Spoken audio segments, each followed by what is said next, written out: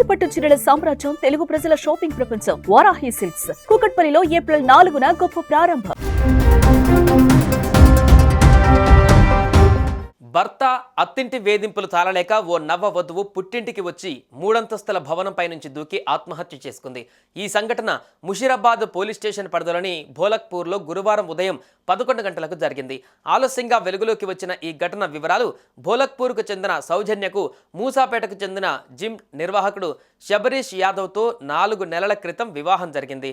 వివాహ సమయంలో సౌజన్యకు గుండెలో రంధ్రం ఉందని చెప్పకుండా పెళ్లి చేశారని 4 నెలల నుంచి భర్త అత్తవాళ్ళు కుటుంబ సభ్యులు సౌజన్యను నిత్యం వేధిస్తున్నారు.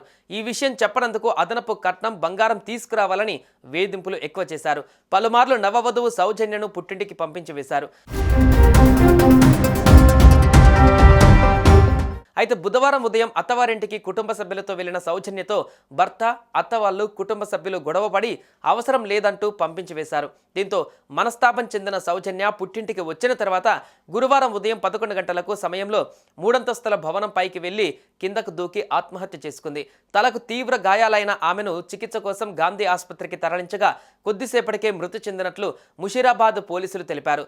మృతురాలు సౌజన్య తల్లి పుష్ప ఇచ్చిన ఫిర్యాదు మేరకు అత్తింటి వారి వేధింపుల వల్లే నవవధువు ఆత్మహత్య చేసుకున్నట్లు కేసు నమోదు చేసుకుని ముషీరాబాద్ పోలీసులు దర్యాప్తు చేస్తున్నారు.